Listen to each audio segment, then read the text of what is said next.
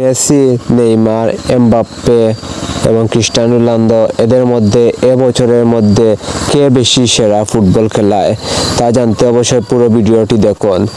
বন্ধুরা, 2023 সালে এবার যেন লিওনেল মেসিকে থামাতেই পারছে না কেউ। জুনিয়র নেইমার, কিলিয়ান এমবাপ্পে এবং ক্রিস্টিয়ানো রোনালদো তিনজন যেন ঝড়ের গতিতে এসেও কিন্তু লিওনেল মেসির ধারে কাছেও আসতে পারছে না।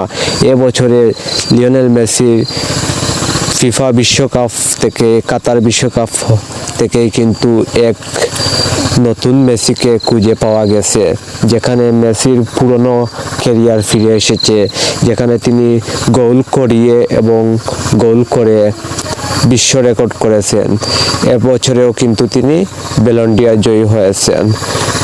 এবছর পর্যন্ত তার 7টি ব্যালন ডি'অর জয় লাভ করে তিনি পুরস্কৃত হন, যেখানে কিন্তু 7টি ব্যালন ডি'অরের রেকর্ড আছে লিওনেল মেসির, এবং তিনি গোল লিস্টেও অনেক এগিয়ে গিয়েছেন। এই জন্য তিনি এবছরের সেরা খেলোয়াড় হিসেবে নির্বাচিত হয়েছেন লিওনেল মেসি। তো বন্ধুরা, আপনারা খেলোয়াড় হিসেবে কাকে বেশি সাপোর্ট করেন অবশ্যই কমেন্টস করে জানিয়ে দিতে পারেন।